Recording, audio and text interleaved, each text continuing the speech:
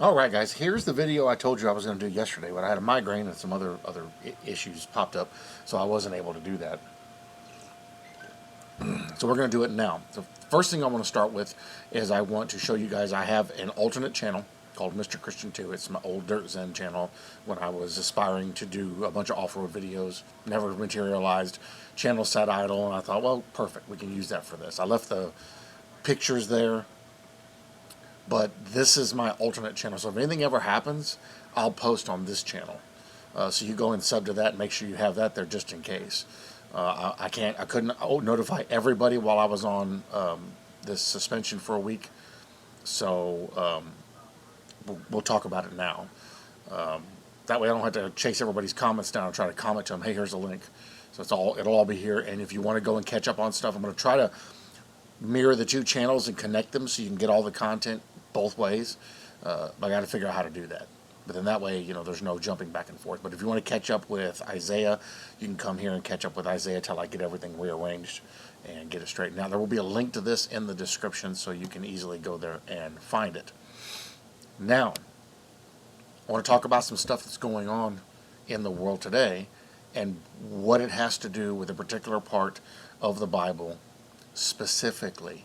Have you seen all the states that are currently bringing up false election results? Was it like 20 states?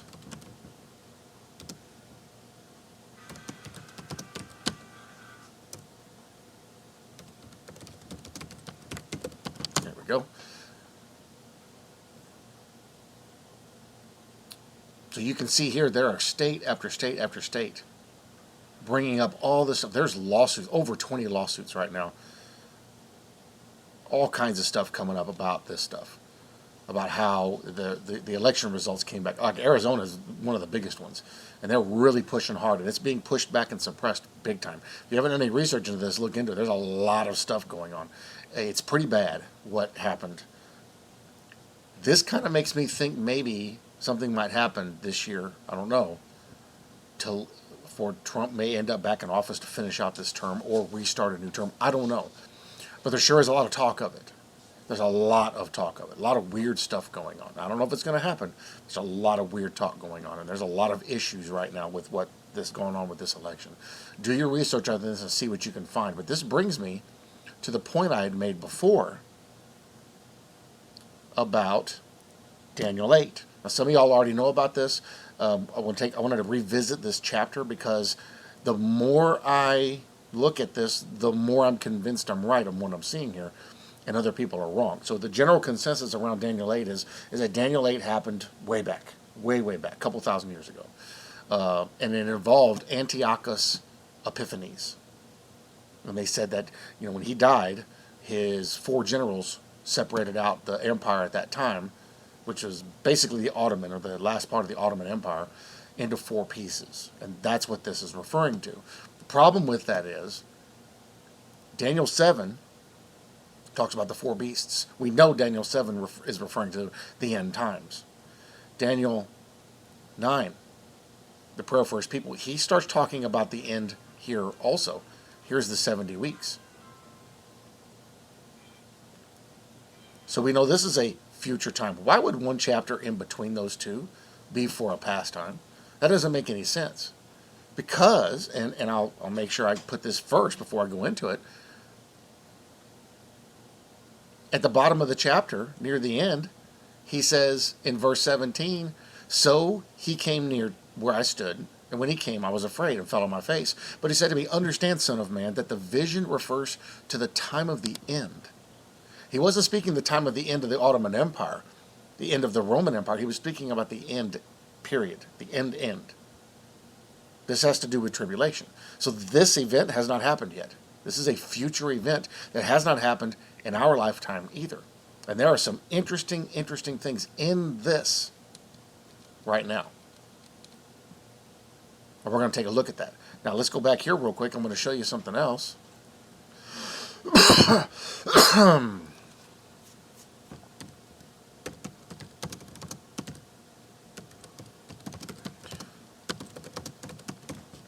Right now, Israel is declaring war on Iran.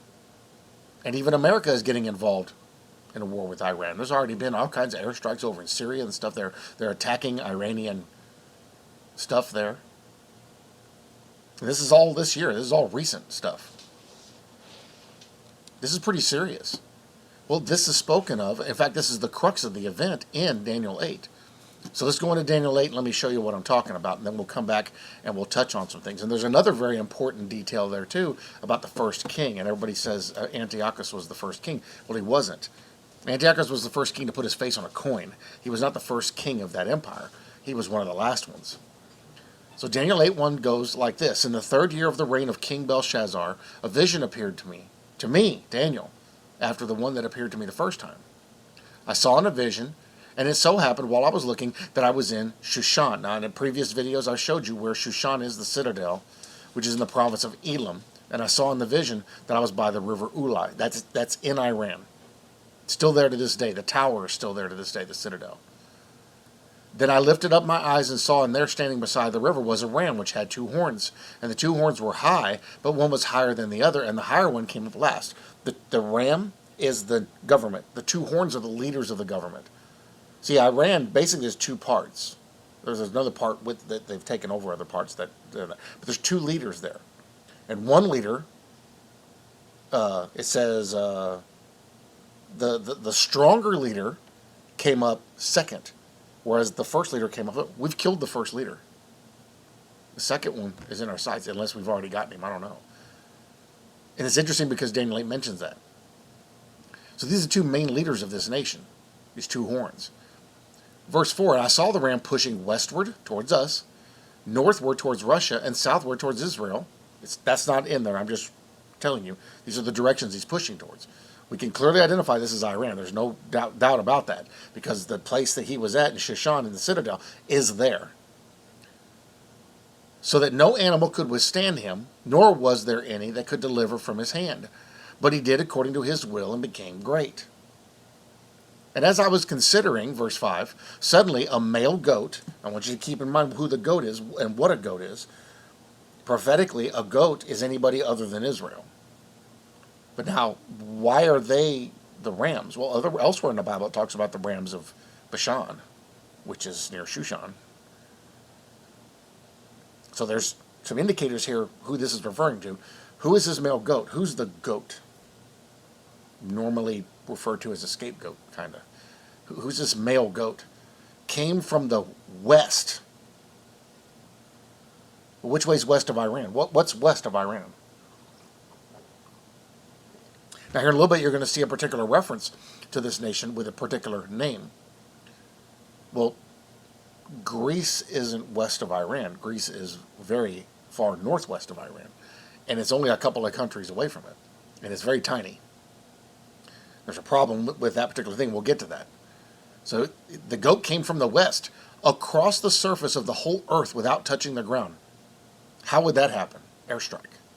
That's an airstrike. Flew across the surface of the whole earth. Big airstrike. And the goat had a notable horn between his eyes.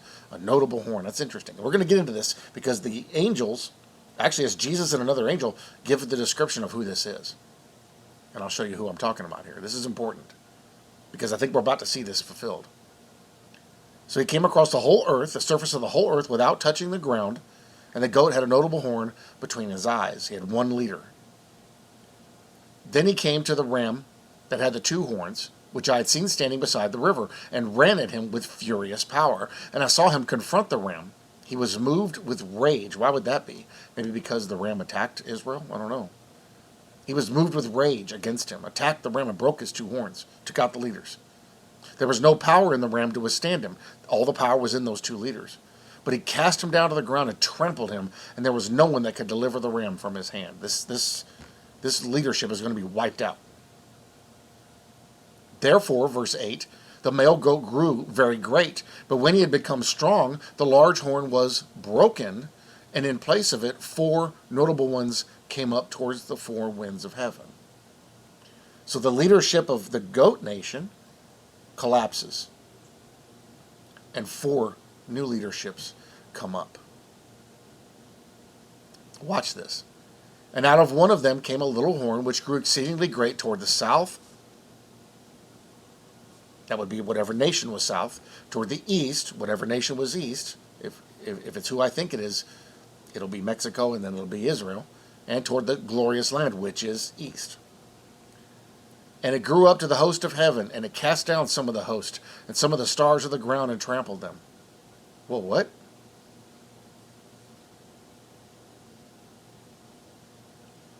What was that again? Verse 9. And out of one of them came a little horn, which grew exceedingly great toward the south, toward the east, and toward the glorious land. Who do we know about the little horn? What do we know about him? That's Antichrist, isn't it? Yeah. And it grew up to the host of heaven, and it cast down some of the host, and some of the stars to the ground, and trampled them. Who was that? That's the third of the angels that came down with him. Verse 11, he even exalted himself as high as the prince of the host. And by him the daily sacrifices were taken away, and the place of his sanctuary was cast down. Who does that? Elsewhere in the Bible, what do we read? A specific reference that the Antichrist is going to take away the daily sacrifice. There's your inference to him right there. So clearly, and we're not even into the description, the interpretation yet. Clearly this is talking about Antichrist. Well, that didn't happen all them years ago. That hasn't happened yet. This is a future event. Verse 12, because of transgression, an army was given over to the horn to oppose the daily sacrifices, and he cast truth down to the ground. He did all this and prospered. Then I heard the Holy One speaking, and another Holy One said to that certain one who was speaking, how long will the vision be concerning the daily sacrifices? Listen closely. Concerning the daily sacrifices and the transgression of desolation.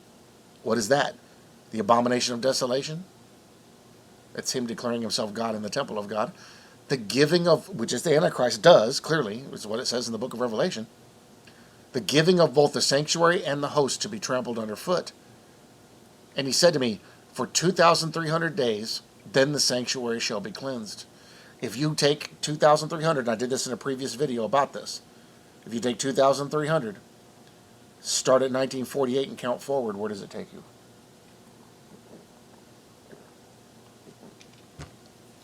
When Israel became a nation again. Now, I'll see if I can. I'll see if I can find those other Daniel videos. I'll put them all in a playlist so you can see them all together. The interpretation of the vision. Now, it's not good enough that we got the vision. We get the interpretation from Christ and the angel himself. Verse 15. Then it happened when I, Daniel, had seen the vision and was seeking the meaning, because he didn't know what he was looking at. He just explained it in the way he saw it. That suddenly there stood before me one having the appearance of a man. The appearance of a man. Who would that be? Verse 16, and I heard a man's voice between the banks of the Ulai, who called and said, Gabriel. So we know it's not Gabriel the angel. Gabriel, make this man understand the vision. So he came near where I stood, and when he came I was afraid and fell on my face. But he said to me, understand, son of man, that the vision refers to the time of the end. He was comforting him, letting him know this isn't something that's going to happen to you. Remember what they told Daniel at the end of this book? Close it and seal it, because this is for a time of the end, not for you. Everything in this book is for a time of the end. This is not a past prophecy. This is a future prophecy. Did God not say that it was all going to be brought to light in the end? Here we are. Verse 18, now as he was speaking with me, I was in a deep sleep with my face to the ground, but he touched me and stood me upright. And he said, look, I'm making known to you what shall happen in the latter time of the indignation. For at the appointed time the end shall be. What is the indignation? First of all, that's the tribulation. What does it say in the Psalms? Close your doors. Get in your places and close your doors and hide until the indignation is past. That's the tribulation. The latter time of the indignation, which technically would be towards the second half. For at the appointed time the end shall be. This is clearly a future prophecy. It has nothing to do with anything in the past at all. We already see that it's clearly talking about Antichrist. Antichrist hasn't come yet. Verse 20, the ram which you saw having two horns, they are the kings of Media and Persia. If you literally can Google Media Persia, you can use a study Bible. It will show you where these lands are. It's Iran. It's technically Syria, Turkey, and Iran. Verse 21, and the male goat is the kingdom of Greece. In the King James, it's Grecia. which isn't Greece per se. It's nations like Greece. Where do we get all our architecture in America? It's Greco-Roman. So it's from Greece, and it's Roman in nature. The large horn that is between his eyes is the first king. So whatever this nation is, now Greece has had many kings. Whatever this nation is, it's never had a king before, which would indicate it's probably a new nation. That had never appeared until maybe recent history. We take a look over here, and what do we see? All this talk about King Trump.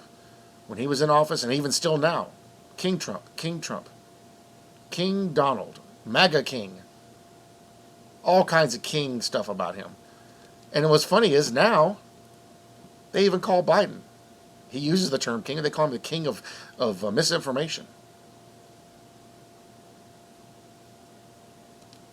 So we got two people being named kings. I think Trump was the very first one ever named a king for America. Biden conducts his ministry as like a king would do it. So we have our first king for the first time in history. We've never had a king before in America. The first time in history. Could he be the Great Horn? Could be. It's possible. This has never existed before, now here it is. So the first king, it wasn't Antiochus Epiphanes. It didn't happen in the past. There was tons of kings in the past. See, America didn't exist in the past.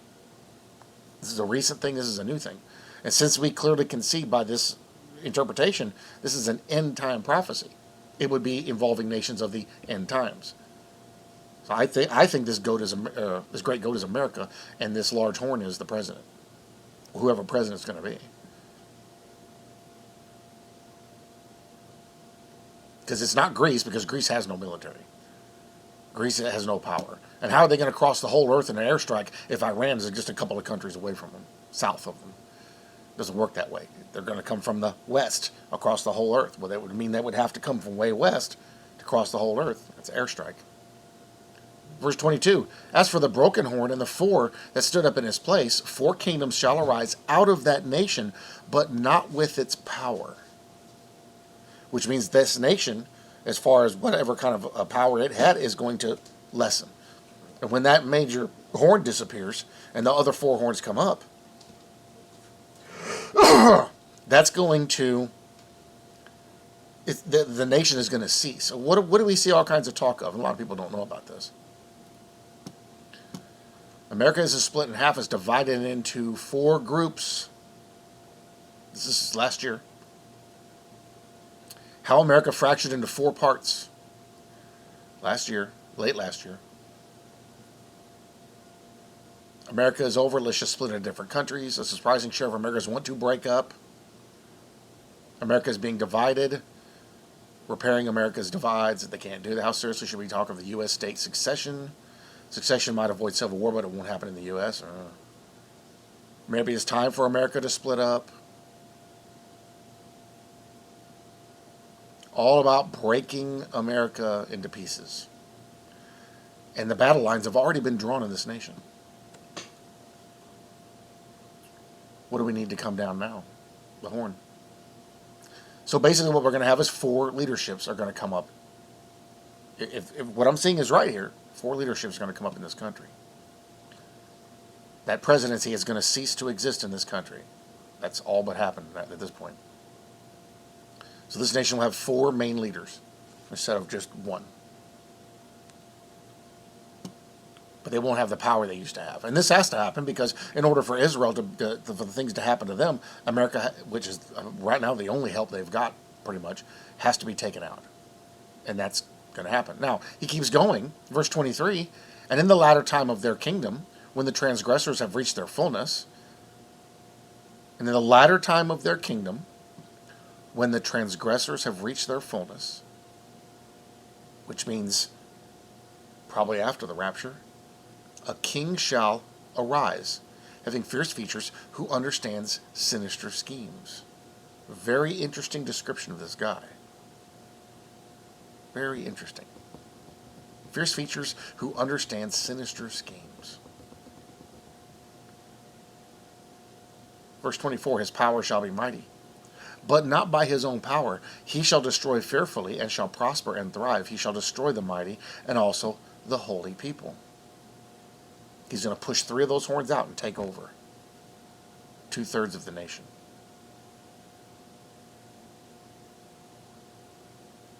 Verse 25, through his cunning he shall cause deceit to prosper under his rule, and he shall exalt himself in his heart. He shall destroy many in their prosperity.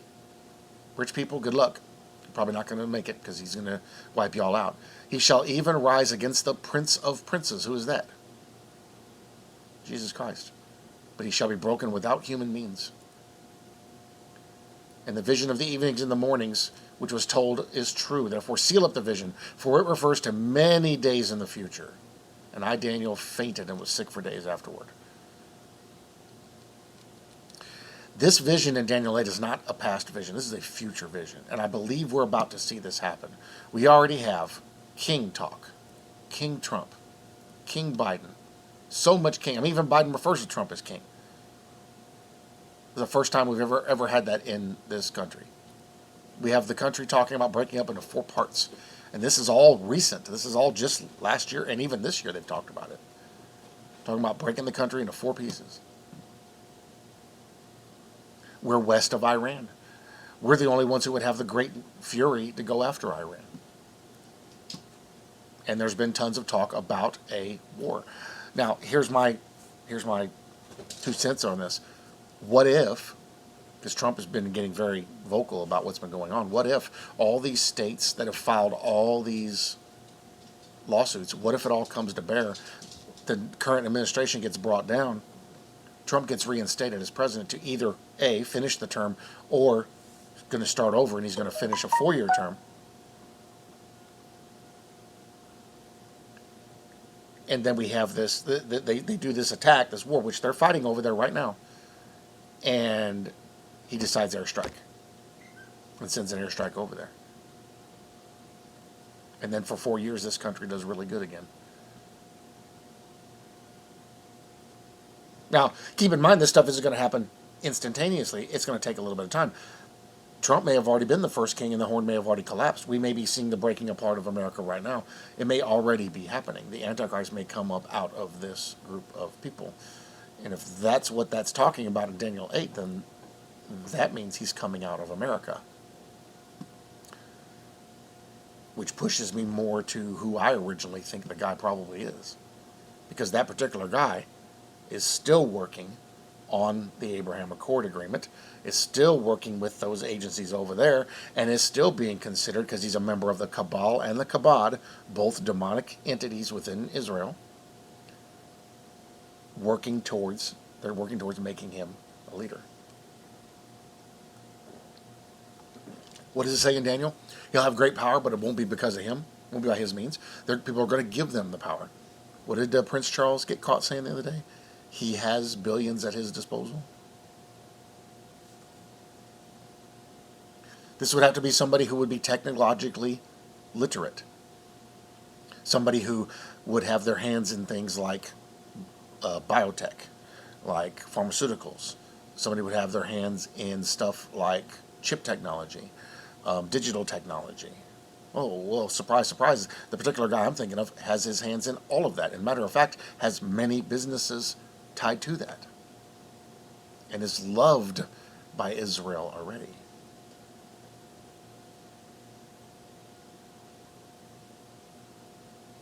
His particular lineage comes from Poland, which is part of the old Roman Empire.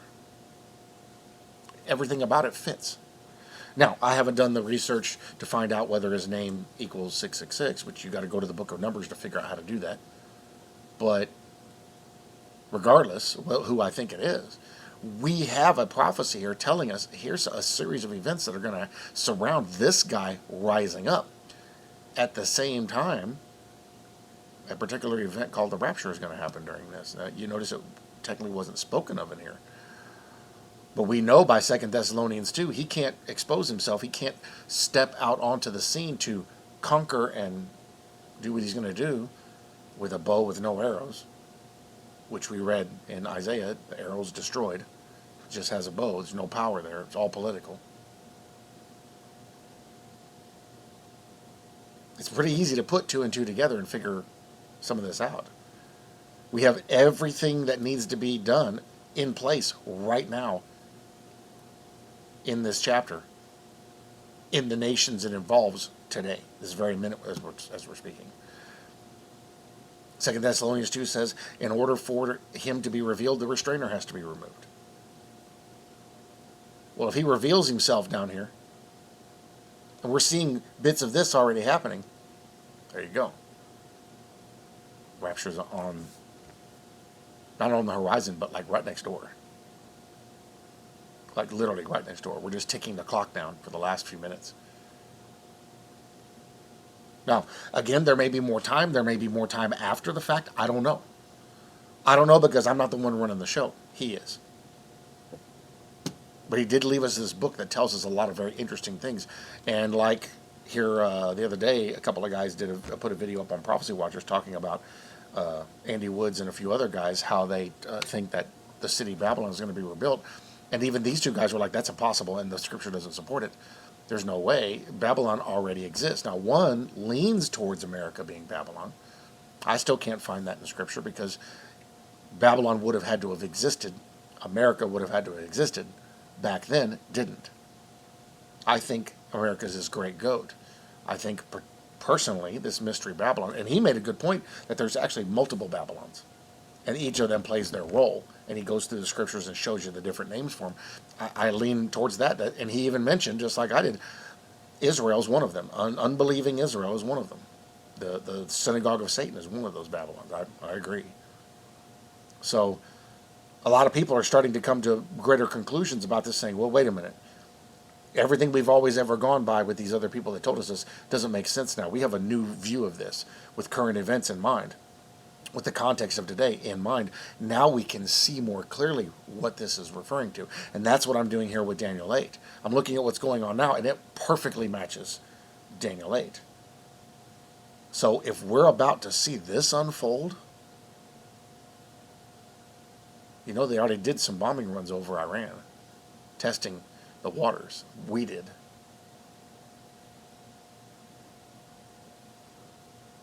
If we're seeing this unfold, when's the rapture? Because the only way he can reveal himself, like down here, the only way he can reveal himself is after we're gone. That's the war in Revelation chapter 12. Look, it's right here. The whole series of events unfolds in generic detail. I forgot what I was reading the other day. Was it Isaiah? I think it's in Isaiah 66. I haven't done that chapter yet. Wait till you you're going to get a shock in that, because there's more of that, and we'll probably come back and visit Revelation 12. Okay. We'll probably come back and revisit Revelation 12. But when I read what's in there, it proves what I see here in Revelation 12:5. She bore a male child who was to rule all nations with a rod of iron, and her child was caught up to God and to his throne. What child? Well, this she, woman clothed with the sun, moon under her feet, on her head a garland of 12 stars, that's Israel. The child, Jesus Christ. But Jesus was never caught up to heaven. Jesus was never harpazoed to heaven. Well, when you open this up, and you look at verse 12, and this is a key thing here in the wording. Huios, a son. Singular. He's going to rule all nations with a rod of iron. Jesus is going to rule all nations with a rod of iron. That's Jesus Christ. But I find it interesting because if you go back into the account in Acts, Jesus wasn't harpazoed. Jesus wasn't caught up. He wasn't harpazoed to heaven. He wasn't raptured. He was received into heaven. They were already waiting for him. So he was escorted in. They received him. They opened the door and let him in because they were ready for him. They were waiting for him. We're harpazoed. So if we're harpazoed and he wasn't harpazoed, and you can go read that and see for yourself. His word does not come up in there. It's a receiving into heaven. Why does it say he was? Well, funny enough, when you go look at the Greek, it's a different word for this child, even though it's the same verse. Teknon, daughter, son. It's plural.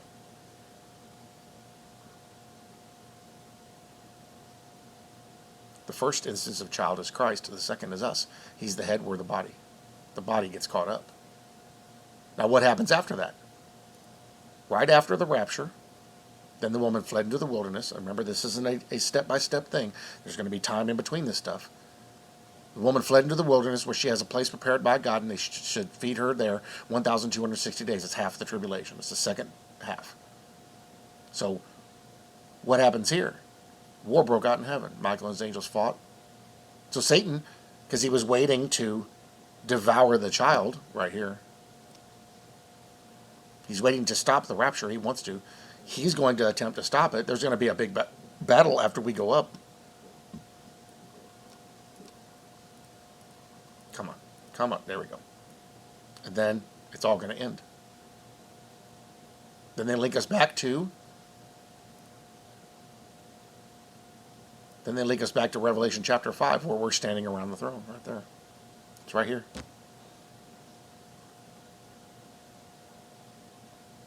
Then they give the warning.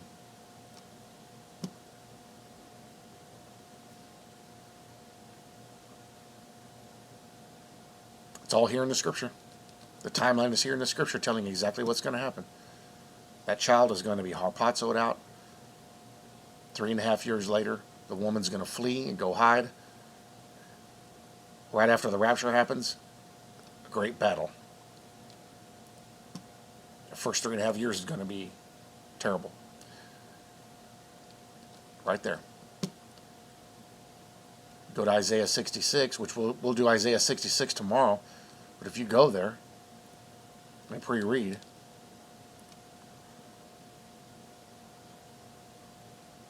I believe it talks about it in there. Yeah, right here, rejoice with Jerusalem. This all talks about Revelation 5. Or, sorry, Revelation 12. We'll cover that tomorrow. How interesting. How interesting we're seeing all this pieced together. And I'm not a theologian. I haven't studied anything. I don't know any of this stuff. I haven't been to seminary. I'm just reading the Bible for what it says and using the Bible to prove the Bible. And when I take the scriptures and use the referencing that's in here and use it to prove what it says, it brings me to one single conclusion, and every scripture supports that. You don't have to be studied or well-versed in languages or anything like that in order to understand this. Just read it. Just read it for what it says. Look at the original language. We have everything at our disposal to be able to figure that out, and it will come clear to you. When I go and I read somebody else's opinion, then I take on their opinion as mine. And instead of going in and looking at it, does this match? Oh, wait, you know what? That doesn't match.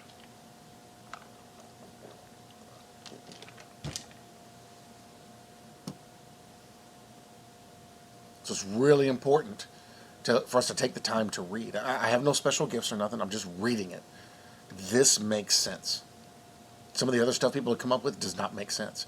And it doesn't match. It leaves too much to guessing. So tomorrow, we'll do Isaiah 66, and in that video, I will bounce you back to Revelation chapter 12, verse 5, and show you the connection there and how it proves exactly what I'm seeing there. And I'm just now starting to see a few people starting to open up to this and see this and realize this and talk about it. But it's right there, and it's been there the whole time. So guys, that's what I wanted to show you. The time is now for this. It's all here. It's all here. Everything is here. Everything that chapter is talking about is here right now. We're just watching it unfold. And it may take time, but we're just watching it unfold. But when it does, it's going to be real easy to see the truth contained within this. And in most cases, it seems like after the fact is whenever we really start to see that a prophecy is being fulfilled or has been fulfilled.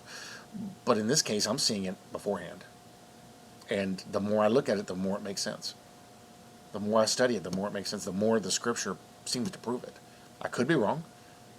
But that's why I tell everybody, go prove what I'm telling you. Don't believe what I tell you. But if this is the case, that means this is about to happen. Like maybe this year. Because we have been on the cusp of it for a long time. And that might hinge on Trump getting back in as a president. I don't know. We'll see. We'll see. It fits in the timeline. It fits in the day count when you count everything out and count forward. It all fits within the math. All the math figures out to right now. Between now and 2025 is a really key time frame for a lot of things to unfold. And I think we're going to see a lot of those things unfold. Going all the way out to 2032, which technically should be the end of the tribulation. All the math matches. So this is the time. This is the time to stay strong. And look at how much we're being attacked right now, too. That ought to tell you something. Because if we're not being attacked, where's the problem? But we're just telling people what we see, and we're being attacked viciously. That ought to tell you something. That ought to show you how right we are and how close we are. Because he knows it's about time, and he's going to do everything he can to make our life as miserable as possible while we're still here. Because he wants to try to stop us from being taken so he can torment us more. That's what he's trying to do. He doesn't want you worship. Satan doesn't want you worshiping God. He doesn't want you happy. He doesn't want you trusting in him. He wants you to give up. Don't do that. Don't give him that. Anytime he comes and he does that to you, remind him of what the end of his existence is going to be, an eternity in the lake of fire. I'm going to go to heaven and be with the Father. You gave that up. See ya. So, look at this for yourself and see what you think. Don't take my word for it. You might be surprised at what you find. Love y'all. Thank you for watching. I will see you in the next one. Don't forget to check the description for the link to the other channel, so that way if something ever happens, you can get the content over there.